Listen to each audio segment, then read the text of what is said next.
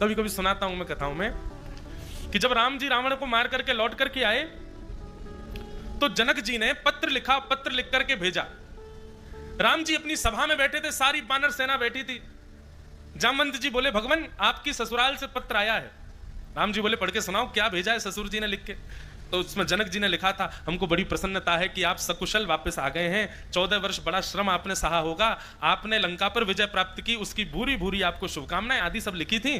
और फिर नीचे लिखा था, जनकपुर वासियों की बड़ी इच्छा है कि 14 वर्ष तो हो ही गए हैं, आपको बन गए, और ब्याह के बाद भी लाली जानकी और आपका यहाँ आगमन हुआ नहीं है। हमारी प्रार्थना है कि आप चारों पहुना मतलब जमाई राजा, चारों बहुओं के साथ और अपनी समस्त वानर सेना के साथ कुछ दिन आराम करने के लिए जनकपुर आ जाइए, हम आपकी सेवा करेंगे। महाराज जैसे ही ये बात सुनी, बंदर तो उछलने लगे सारे, बंदर नाचने लगे, बोले बढ़िया हुआ, लंका से थके आ रहे आए हैं भैया, बिल्कुल आराम नहीं मिला है, आराम करवे जनकपुर जाएंगे। और हमारे ठाकुर जी जमाई हैं तो हम ठाकुर जी के चेला, हम भी जमाई हुए जनकपुर के, हमारी भी खूब खातिरदारी होगी। जामवंत जी ने जब पत्र सुनाया तो राम जी बोले, देखो हम जनकपुर जाएंगे, चारों भाई जाएंगे, हमारी पत्नियां भी जाएंगी, और 2-4 लोग हनुमान जी, जामवंत जी आदि कुछ श्रेष्ठ बानर संग चल देंगे, बाकी पूरी बानर सेना को हम नहीं लेके जाएंगे। बानर सब रोने लगे, क्यों, हमको क्यों नहीं ले जाओगे? बोले भैया हमारी ससुराल है, ससुराल में नाक बचाने जाया जाता, कटवाने नहीं।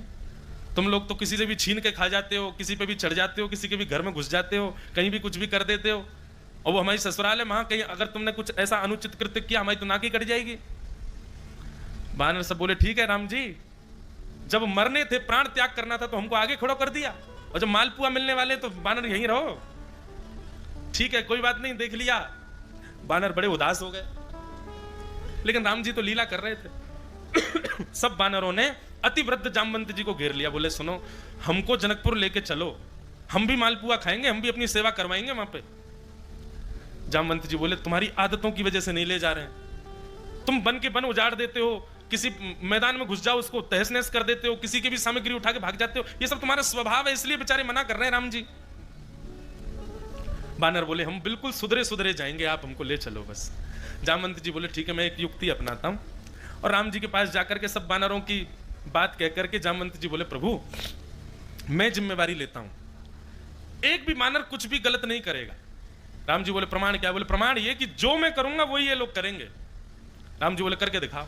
सारे बानर बैठे थे, जामवंत जी बोला, जैसे मैं करूं वैसे ही करना, उसके अतिरिक्त कुछ नहीं। तो ठीक है। जामवंत जी एक हाथ उठा, मैं तो सारे बानर एक ही हाथ उठा मैं। जामवंत जी नीचे देखें, सारे बानर नीचे देखें। जामवंत जी उछलें तो सारे बानर उछलें, जामवंत जी बैठ जाएं तो सब बैठ जाएं। राम जी बोले, देख लो, अगर ऐसे चलोगे तो हम ले चलेंगे, नहीं तो हम नहीं ले जाएंगे। बानर बोले, हम बिल्कुल ऐसे ही चलेंगे, हम तो महाराज सांस छोड़ेंगे लेंगे भी तभी जब जामवंत जी लेंगे, हम इतना वचन दे रहे हैं आपको। राम जी बोले, तो ठीक है फिर चलो।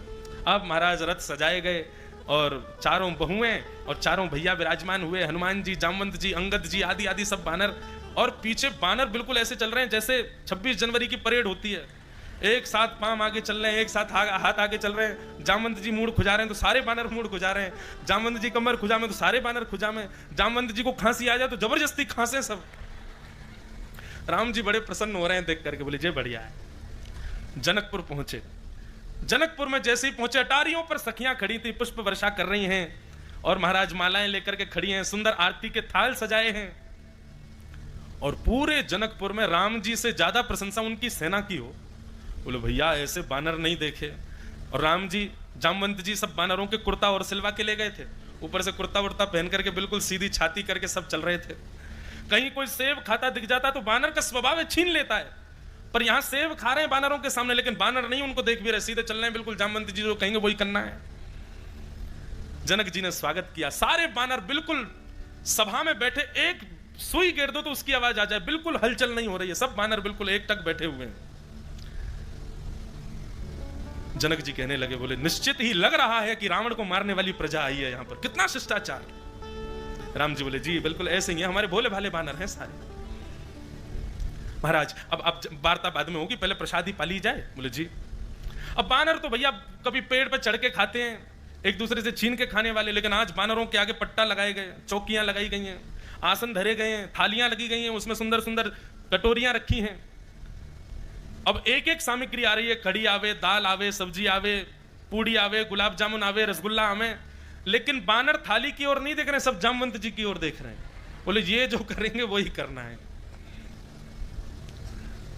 सब सामग्री आ गई, फल आए तो फलों में सेब आए, अमरूद आए, आम आए, सब सामग्री रखी गई।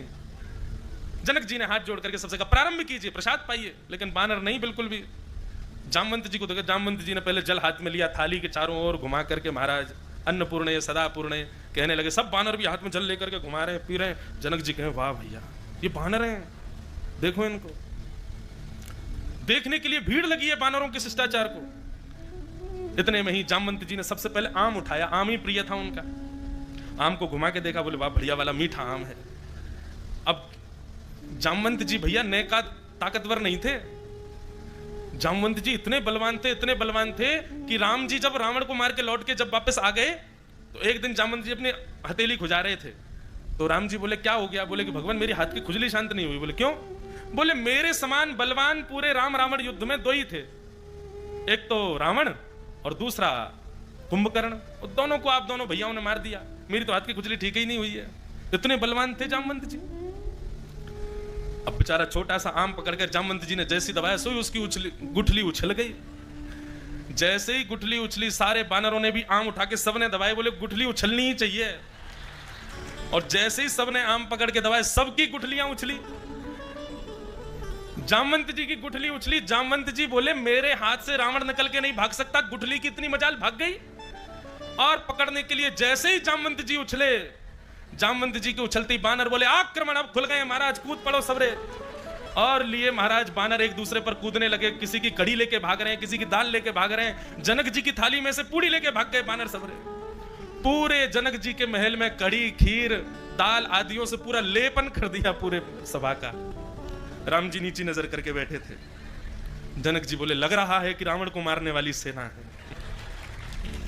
राम जी बोले अब क्षमा करें पिताजी, बानर हैं, अपना स्वभाव कैसे छोड़ सकते हैं। जनक जी को लगा कि राम जी को बहुत संकोच हो गया है, तो जनक जी ने तुरंत राम जी को हृदय से लगा लिया। परंतु सबसे ज्यादा संकोच तो जामवंत जी को हो रहा था। जामवंत जी बोलने लगे, बोले सारे करे कराए पे पानी फेर दिया, अरे ये क्या गुठली उछल गई, सबरे उछल गए। तब राम जी को बड़ी मंदी नजरों से जामवंत जी ने देखा, क्षमा मांगते हुए। लेकिन जब राम जी को देखा तो राम जी जनक जी के हृदय से लगे हुए थे और जनक जी के नेत्रों से आंसू गिर रहे थे। वो दृश्य देख करके जामवंत जी के चित्त में आया कि ऐसा सौभाग्य मुझे कब मिलेगा कि मेरे भी जमाई राम जी जैसे हों और मैं अपने चित्त से उनको लगा करके प्रेमाश्रु बहाऊं। ये हृदय का भाव जैसे ही प्रकट हुआ, अंदर से आत्मग्लानि हो रही थी कि मेरी वजह से सब बिगड़ गया। राम जी जामवंत जी के चित्त की बात समझ गए, तुरंत आसन से उठ करके आए और जामवंत जी से बोले हम आपके चित्त की बात समझ गए हैं, आप आत्मग्लानि मत करो, हम आपसे बहुत प्रसन्न हैं और आपको वचन देते हैं आपके हृदय का मनोभाव हम द्वापर युग में पूर्ण करेंगे।